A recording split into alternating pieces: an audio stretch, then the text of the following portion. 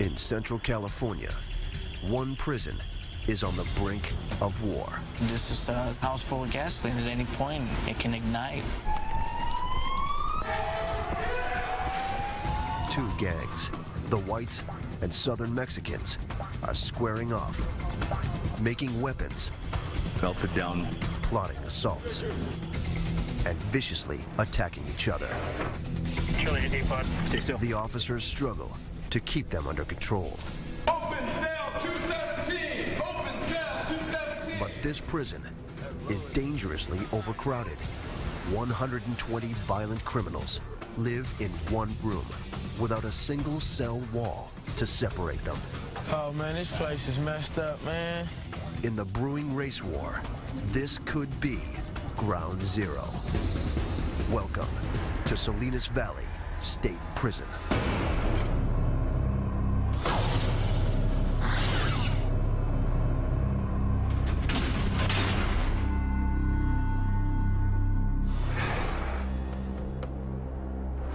In one of California's most dangerous prisons, on one of the state's most violent yards, an inmate has just been stabbed.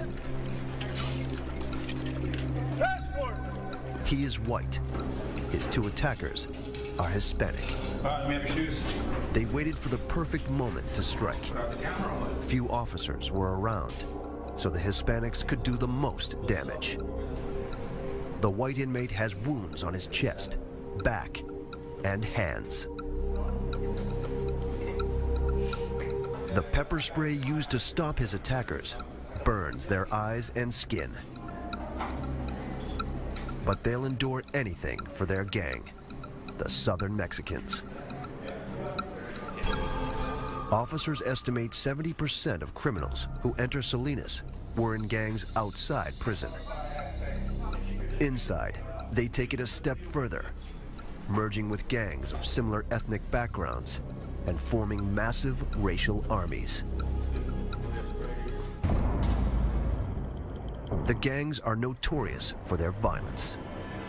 Officers combat nearly 200 attacks each year. Today's stabbing took place on Sea Yard, the gang's main battleground. It's under the command of Lieutenant Joseph Zelaya. This is a very violent yard. I think at one time, we were the most violent yard in the state of California. There are 4 yards at Salinas, labeled A, B, C, and D. But C is the most violent. The surrounding housing units hold a volatile mix of level 3 and 4 inmates, the 2 highest security rankings. This dangerous combination gives gangs the manpower they need to wage war. From level 4 generals who call shots from the cell blocks, to level 3 foot soldiers who carry out orders. Now, all the generals and soldiers are on the ground. Officers ordered them to get down seconds after the stabbing. Violence is an everyday occurrence here, but today's attack is different. Look at the camera. The Southern Mexican inmates struck across color lines and stabbed a white man. Confusion right there. It alarms all the officers. In most cases, if a violent act occurs, it's usually within the same race or the same gang sect. But since this actually crossed over gang ties and racial ties, that puts us more uneasy because now it involves whole populations. The stabbing is the latest sign that Southern Mexicans and whites are on the verge of war. Staff discovered 6 weapons on inmates in the past week. Officers suspect they're arming themselves for a bigger battle. All the Southern Mexicans now, are they going to assault the other white inmates? We don't know that. Are the whites going to retaliate on all Southern Mexicans? We don't know that. We don't know if it's going to be ongoing. We don't know if it's going to be isolated.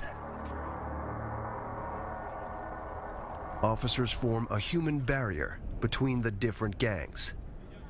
The inmates segregate into 5 ethnic groups: the Southern Mexicans, the Northern Mexicans, the whites, the blacks, and the others, which includes Asians and Native Americans.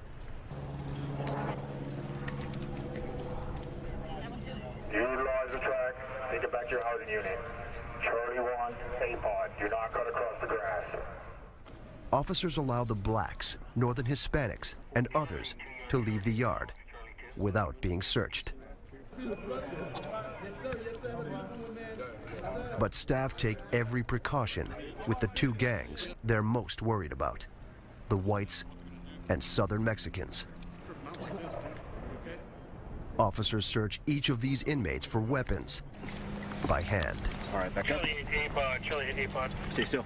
Prisoners hide knives, called shanks, in the ground, in their clothes, or in their bodies. Turn your face the other way, please.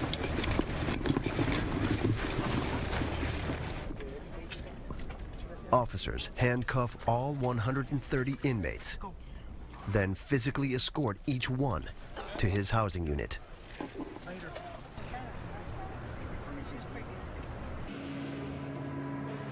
The most dangerous inmates, classified as level 4, live in C cell block. The criminals behind these doors include the gang leaders, called generals, who order assaults, riots, even murders. One of the Southern Mexican generals ordered today's stabbing. Officer Richard Reynoso wants to know who. If he can figure out which major players are involved in the brewing war, he may be able to stop the next battle. The key to everyone's safety will be keeping the whites and Southern Mexicans under control. The biggest fear would be assaults on staff. Keeping control of the yard is the number one thing. But there is another place in this prison far more likely to spiral out of control. C Gym. It's been converted into a makeshift dorm. Salinas is severely overcrowded, packed with 500 more inmates than it was meant to hold. 120 of them live in the gym, stacked 3 high, with no cell walls to separate them. The crowded conditions increase tension between the groups, and their numbers are far from equal. The Southern Mexicans dominate with 63 inmates. There are 20 Northern Hispanics, 13 blacks, 14 others, and only 9 whites. The only thing that separates them are the gang and racial lines they draw. It's all really race. Everything is about race. We try to make sure, we stay together. Anything can happen at any given time. These inmates join gangs for protection. There is safety in numbers. They become the gang foot soldiers, doing whatever the generals command. But unlike their generals, the soldiers have short sentences, a few months or years. Any gang violence they commit will extend their time behind bars. This is the jungle. It's got insane rules, and you're going to have to live by them. Travis Evanoff and John Berry survived the last 6 months in C Gym by sticking with the whites. Both have only a few years left. Berry's in for robbing a gas station at gunpoint. Evanoff for assault with a firearm. If they can avoid war with the Southern Mexicans, they'll likely get out on time. But they must follow their gang's rules. Rule number 1, be willing to fight and die for your gang. It's not only about preserving yourself, it's about preserving who you hang out with. Rule number 2, respect every gang's territory. Your goal is just to navigate this place. You don't walk through another man's bunk area. You don't walk through another man's day room. You don't get in another man's shower stall.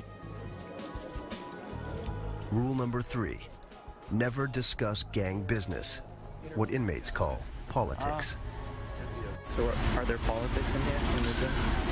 That's something we can't talk about it, because after you guys leave, we have to live here, and we live by a certain set of rules. We can't discuss what's going on with other people's or any type of politics that would be in here. We cannot, it's something we just cannot discuss. Even if it could save their lives. In the gym, the Southern Mexicans outnumber the whites by a ratio of 7 to 1. This is it. What you see is what you get. This is our group. You know, we're... The whites occupy 3 bunks in the middle of the gym. The Southern Mexicans surround them.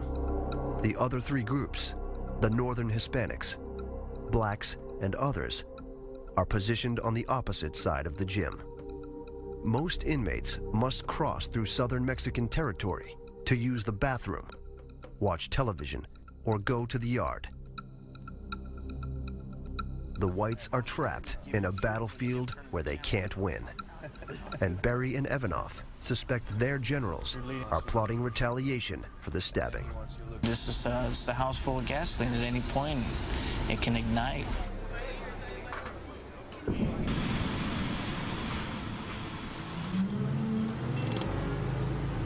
On the other side of Salinas, a busload of new inmates is pulling in. Lopez. Renteria.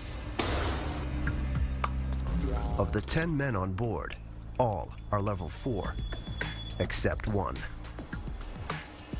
Chris Brown is a level 3, doing time for violating parole. This is his second stint in prison. The first was for grand theft. Okay, go ahead, strip out. Everything, full Monty. An officer orders Brown to strip to make sure he isn't hiding weapons on his body. Turn around, squat cough. Or inside it. If an inmate has a weapon in his rectal cavity, a common hiding place, he won't squat and cough because he'll be stabbed internally. Brown, who has just turned 21, thinks he can handle this prison. When I hit the yard, I know exactly what to do. I ask little questions here and there to see how this prison is ran. He talks tough about what he will do and what he won't. Can't nobody dictate who you talk to and who you hang around with. That's one thing they can't do. Pretty much. But he's a stranger here and doesn't know what lies ahead. Shower shoes, which I'm gonna put right here. I never heard about this prison exact, but I hope it's all right. Man, I just can't wait to get a cell and call it a day. But Brown isn't heading to a cell. His new home has 120 dangerous inmates, and it's hovering on the brink of war.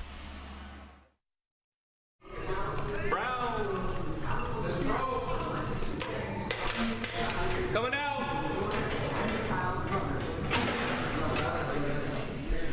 Two officers lead the new inmate to C facility of California's Salinas Valley State Prison.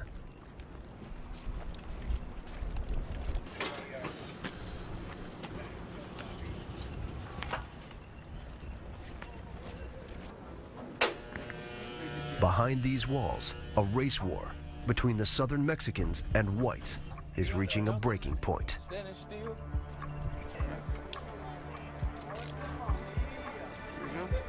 Chris Brown enters his dorm, a converted gym. What's happening, homie? Okay, cool. Brown's white jumpsuit broadcasts that he's new. Hey, I just came to visit, that's it, homie. He scans the sea of faces for one thing: other blacks. Hey, where my people at, man? He knows that the safest place for him is with his own race. Straight this way. Brown makes his way to the back corner and is assigned bunk. What's happening, homie? Excuse me. He gets a mattress, one bag of personal belongings, and some sheets. But Brown didn't expect to be sleeping with 119 other criminals. Man, I thought I was gonna go to some sales, man. His world is now reduced to the bottom bunk. Man. As he gets settled, other black inmates gather around him. From Bakersfield. All right, strollers. With no bars to protect him, Where you from? Brown knows his survival depends on these men. Nobody in here from Bakersfield? With each introduction, Brown identifies himself by his gang, the Crips. What's up, homie? Chris, Stroller Boy Crip. Where you from? Bakersfield. From Stroller Boy Crip, Bakersfield. What's happening, homie? Chris, Stroller Boy Crip. Bakersfield, okay. At his last prison, Brown stuck with fellow gang members. But at Salinas, most inmates band together by race, not outside gang affiliations. It's only a few. It's only like you make 13. A lot of people for the road. 13 blacks in here. The group of blacks who run with two different gangs on the streets would be rivals outside prison. What's up, friends? But with the race war escalating, their safety depends on sticking together. Brown is quickly brought into the circle. He gave you some pants already? No. Where the pants at? Kent, where the pants at? His bunkmate, called a bunkie, loans him a regular uniform to help him blend in. All the time. This motherfucker followed me over here. Hadn't get finished? Inmates all around him are prepared for battle. Walking down the aisles like... They explain that the escalating war has all the groups on edge. We don't get to go to commissary, nothing here. We really, and when we go to the yard, we always yard down. We always got to be on our stomachs. The blacks really don't be getting into... Since I've been here, they ain't really been getting into... It's been like... It's personal. When you see blacks get into it, it's personal. It ain't been no stabbing between the blacks and but the Southsiders and the white boys, it's always, you know, stabbing or some like that going down. But right now, they on lockdown. You know, somebody just got stabbed like 5 days ago or something on the yard. So they on lockdown. Man, it's been like 5 of them, 5, 6 of them last 2 weeks. Everything, that's why I'm like... It is more than Brown bargained for. Wash down, take a shower. He has one advantage. Most of the black inmates are assigned to the gym's back corner. They've made this their main hangout, hoping that staying on the sidelines will help them avoid trouble. Their survival strategy in the midst of the escalating war?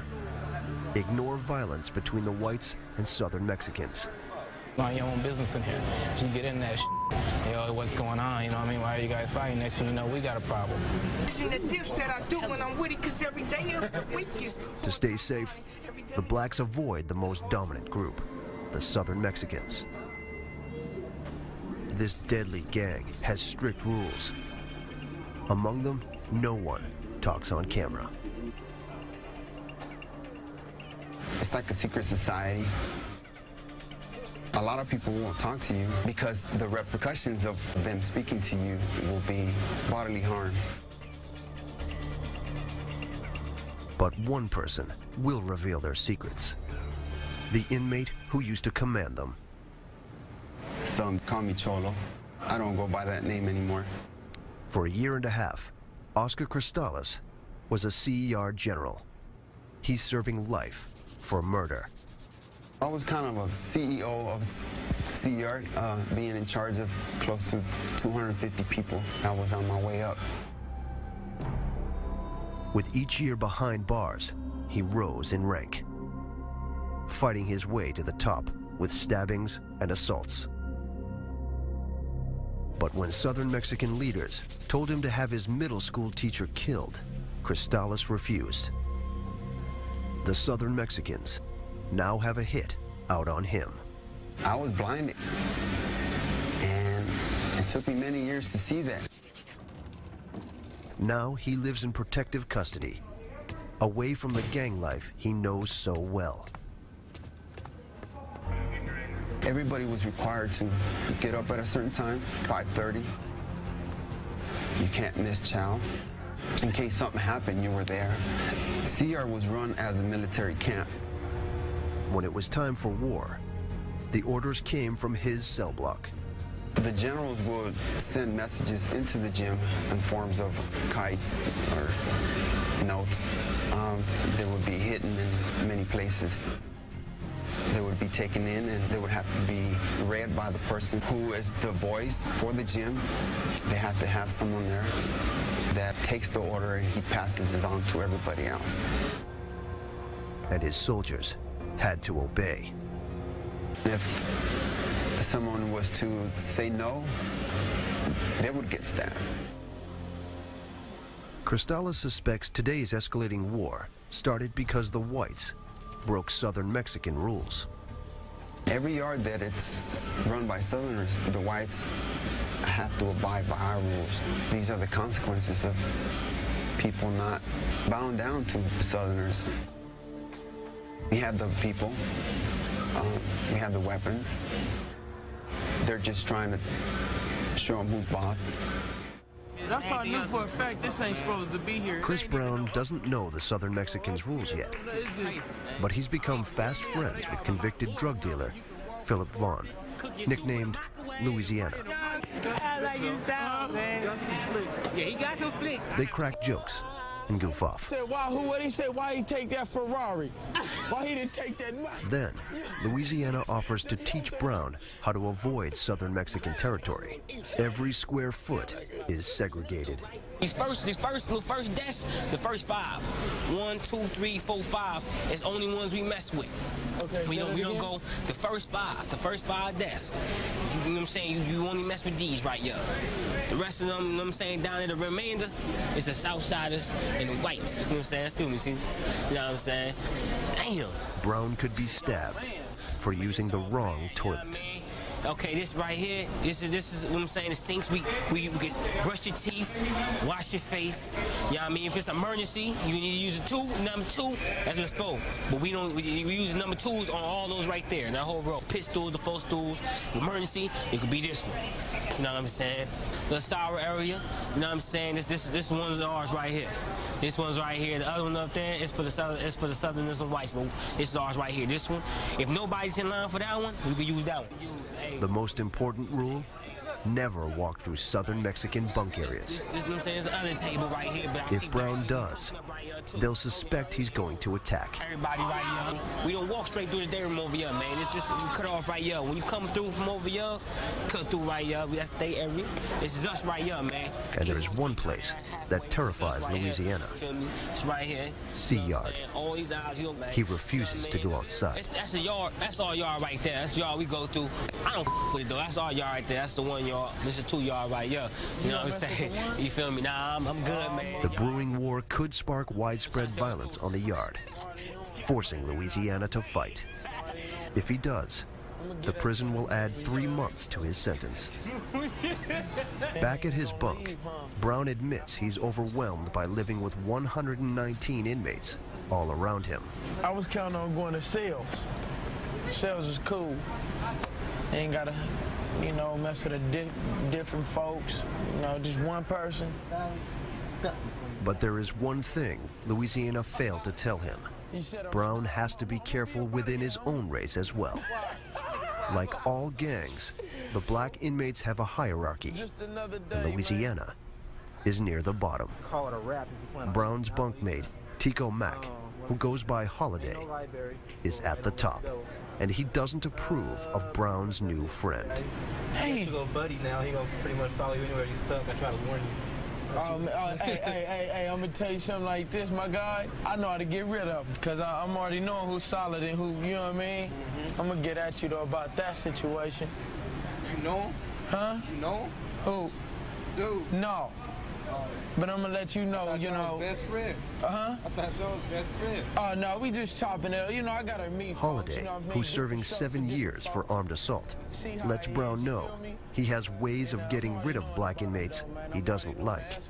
You notice my other bunkie is gone, right? Huh? You guys notice he's missing. He's in the hole now for nothing. Oh, man, this place is messed up, man. Already. Brown finally realizes just how dangerous his new home is. This is it. That's all That's all I got to look for until I get out. That's about it, man. Hopefully everything will go good. Hopefully. Outside C Gym, the yard is empty. The inmates are kept inside for 3 days. The whites and Southern Mexicans are peaceful. So on the 4th day, the prison allows inmates back outside. But as they head out, an alarm shrieks. It's coming from C facility.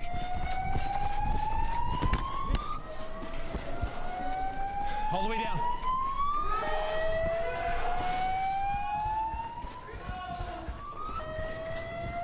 California's Salinas Valley State Prison is under a Code 2 emergency, their second highest state of alert. Officers rush to C Block, but when they get there, it's over. 2 whites jumped 2 Southern Mexicans on the walkway outside their cells. They struck as soon as the cell doors opened, as the inmates walked to C Yard. It was the whites' best chance to retaliate for last week's stabbing.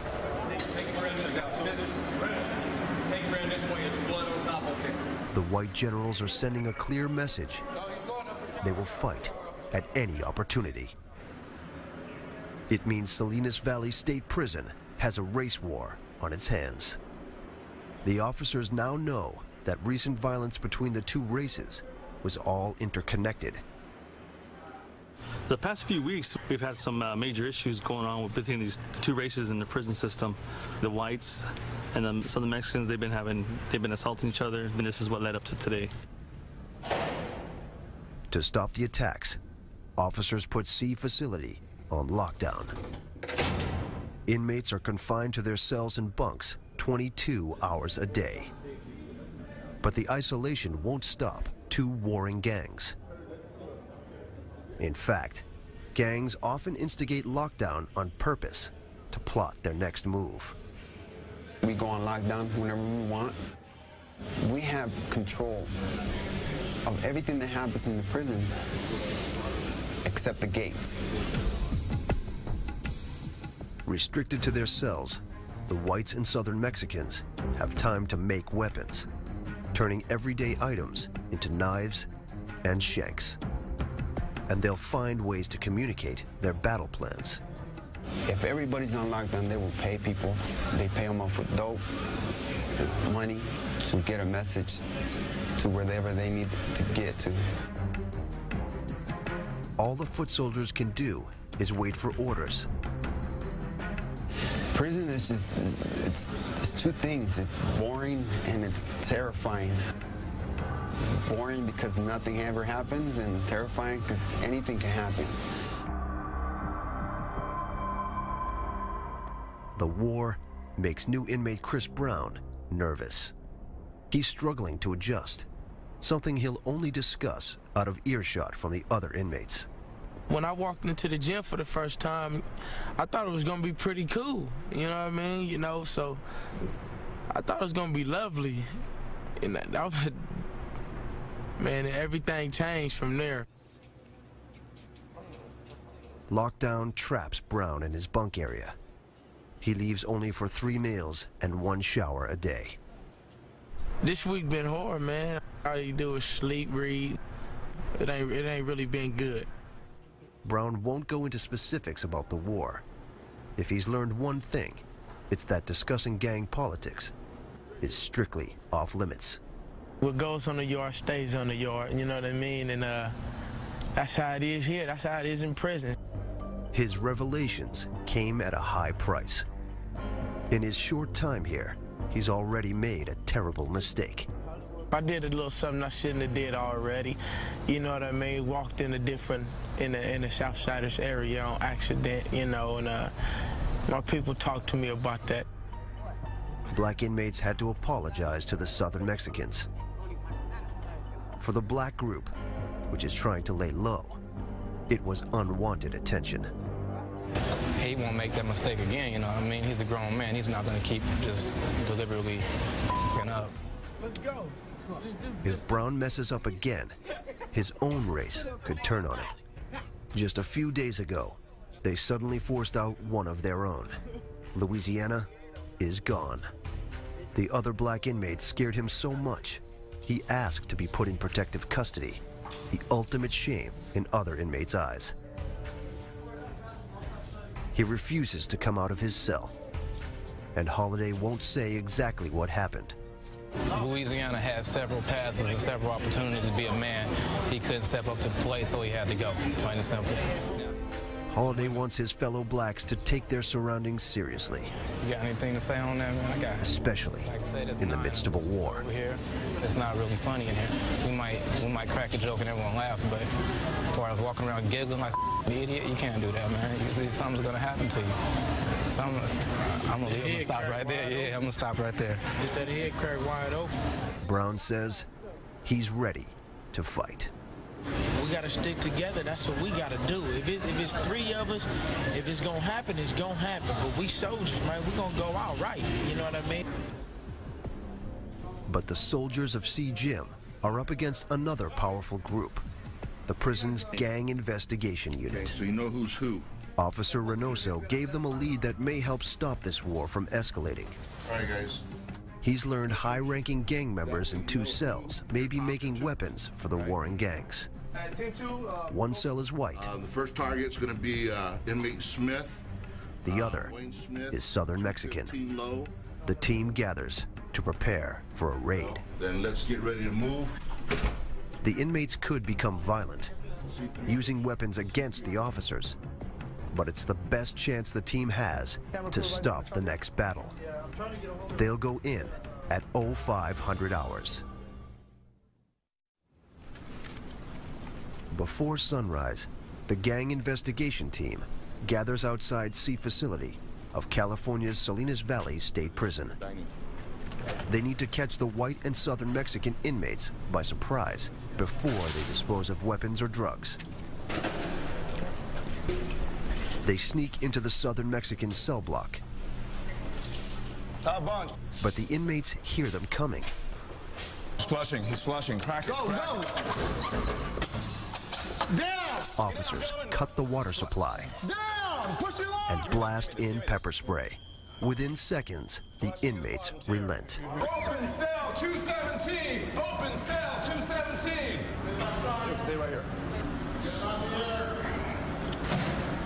You do one at a time. Okay. You search the other tier. Officer Lisa Zoracek investigates the toilet where the inmates were trying to ditch contraband. The item could be written gang orders, a weapon, or drugs. There's only one way to find out. What appears to be something wrapped with either white string or white paper, so not exactly sure what it is. It feels hard like it's metal. Oh yeah, sure enough. It's a weapon, wrapped in paper. The inmates sharpened it on the cell wall, evident from scratch marks. Could do some serious bodily damage, can even kill somebody. And that's not all she finds. You can tell that they got started on trying to dig. The Southern Mexicans carved out the wall to make a hiding place for weapons or drugs. But the officers stopped them before they could fill it in with a paste made of soap.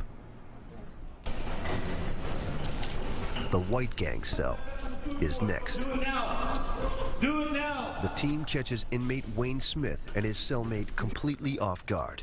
They have no choice but to follow orders. Gang unit officers Stacy Henley and Paul Rivera turn the cell inside out.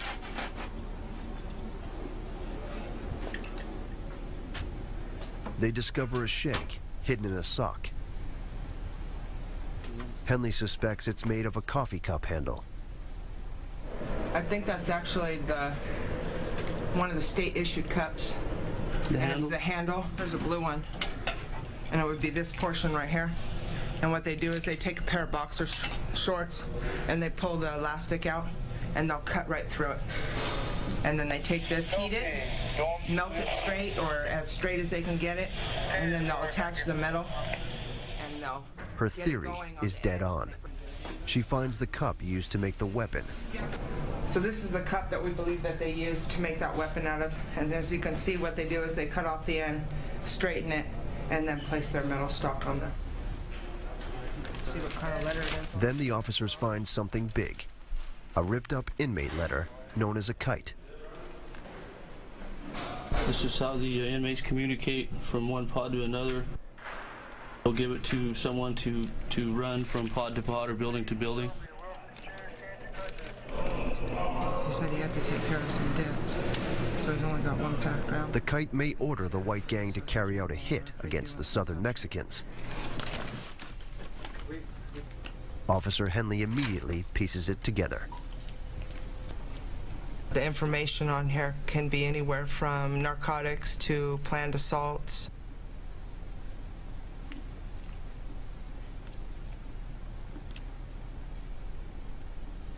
Henley discovers the kite was sent from an inmate to the target of the cell search, Wayne Smith. I'm in a dilemma, and I could really use that tool because I already promised them to Kenny. The writer promises Smith drugs in exchange for a weapon. It means more whites may be armed, and Smith, an influential white gang member, isn't about to say who. I have nothing to say about that one. Smith is serving 200 years for 8 counts of armed robbery.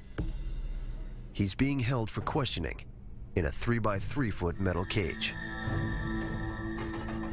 Smith's been in C facility for nearly a year and on lockdown for all but 2 weeks. The idle time has put him on edge.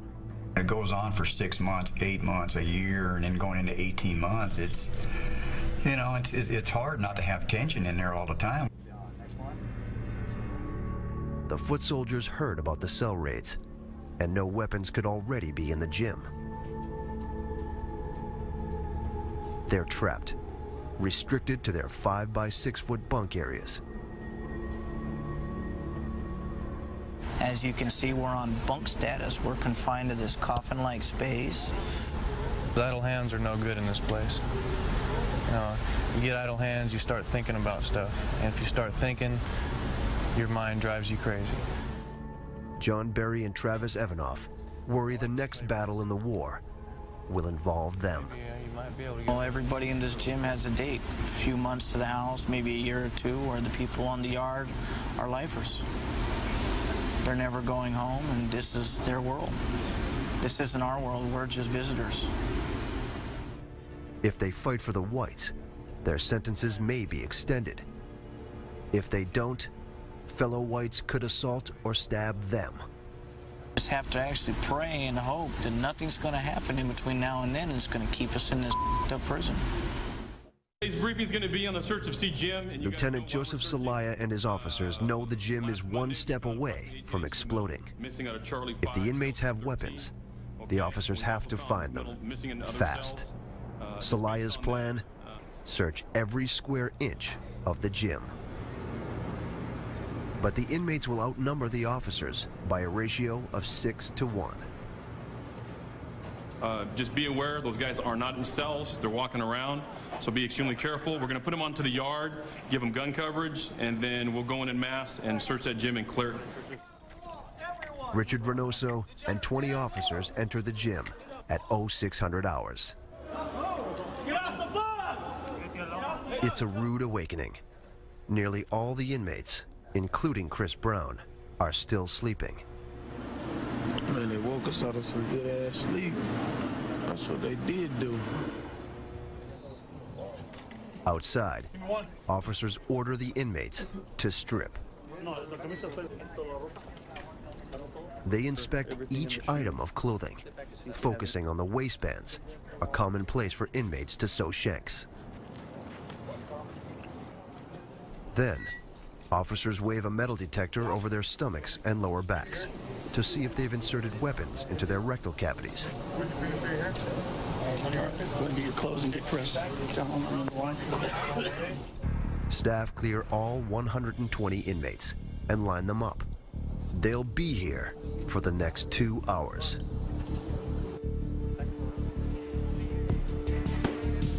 We've had numerous stabbing assaults, cell fights. We had people request for protective custody.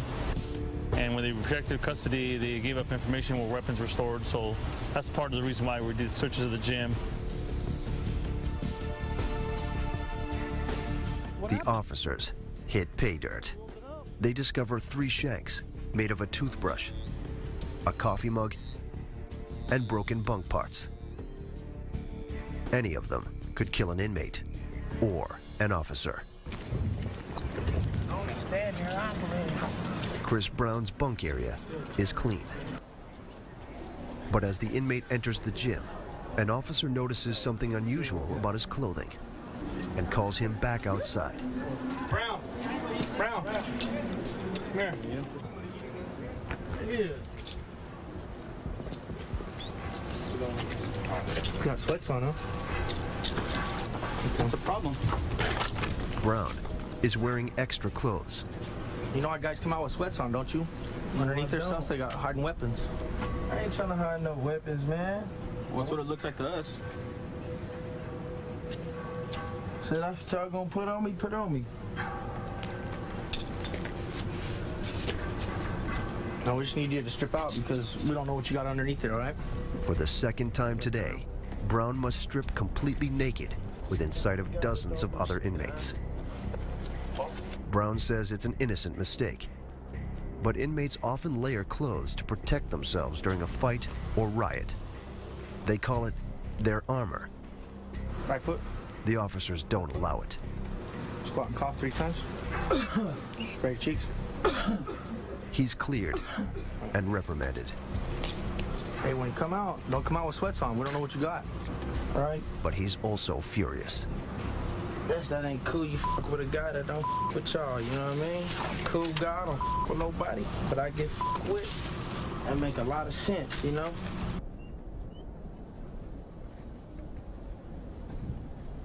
Back at his bunk, Brown recounts what happened.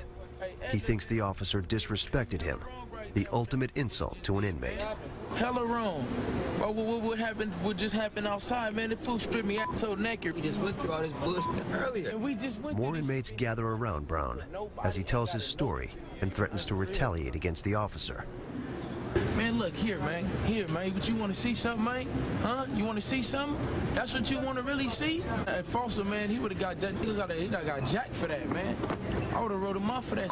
They take his side and talk him down. Feel me? Think about it and make wiser decisions. Have a plan, man. A strategic plan. To avoid the race war between the whites and Southern Mexicans, the black inmates must stop Brown from getting violent. Chris kind of crazy. Ain't nobody seen it yet. You gotta be careful, man. The dude's in here for a reason. This is a state penitentiary. Eventually, they calm him down. I get close, It appears Brown's initiation is complete. He now understands Salinas Valley State Prison and their strategy to survive. Now, if he would have got off on dude and ended up doing some of that CO, catching another strike, end up never getting out of prison, happens every time, especially in Salinas Valley. But tonight, all the inmates may be sucked into the race war because the battle is about to begin.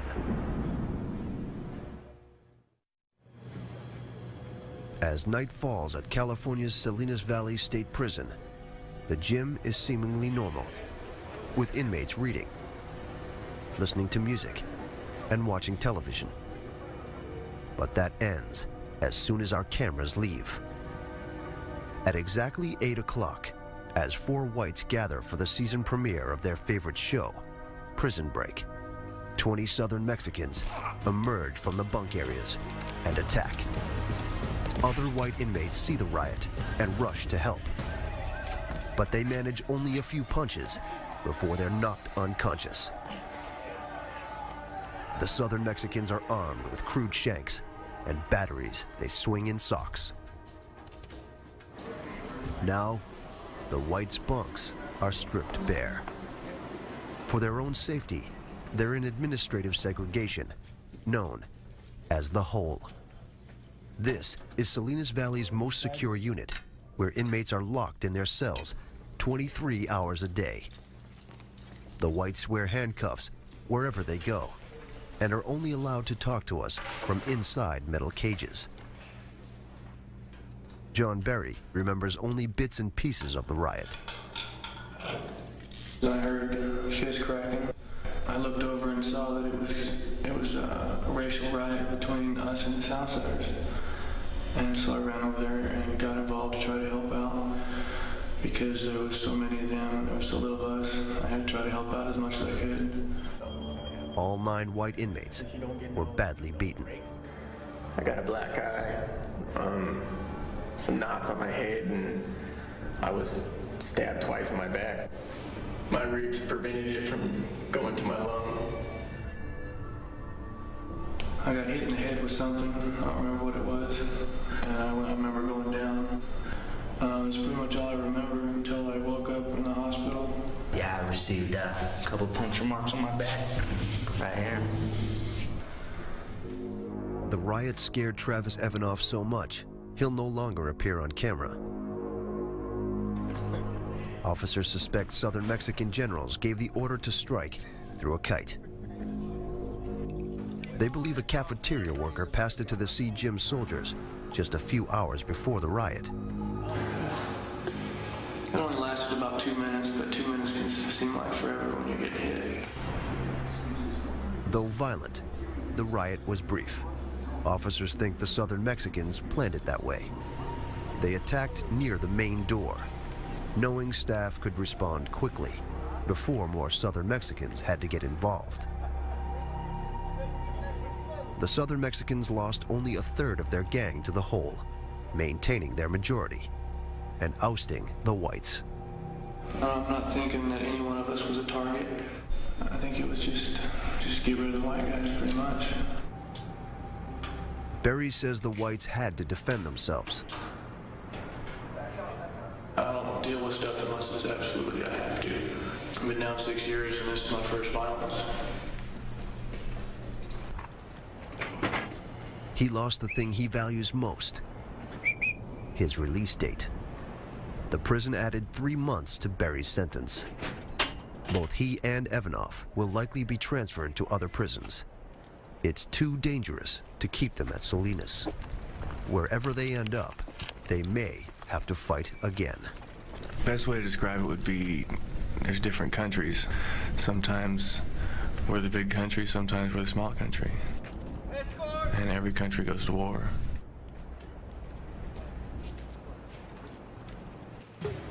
In the gym, the black gang's strategy of laying low paid off. They managed to stay safely on the sidelines. We're over here, pretty much spectators of the whole event. The white guys are gone now. It's probably for their best, for their safety right now, man. They can't be in here, dude. While that going on, it's not gonna stop. So either get them out of here or send notices to their families, you know what I mean? Because they're gonna get buried, man. For Chris Brown, the riot was another eye-opening experience about just where he lives and whom he lives with. For now, he knows how to navigate this minefield. I only got 4 months left. I can make it out of here. I can go home. The riot proves to officers this war is just beginning. The gang generals are now willing to call up entire armies. In this overcrowded tinderbox, a spark has flared into a flame.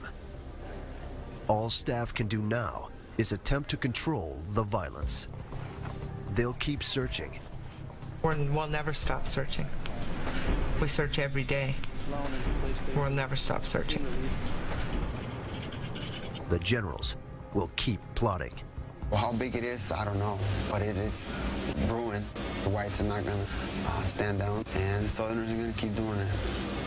So it's just the beginning.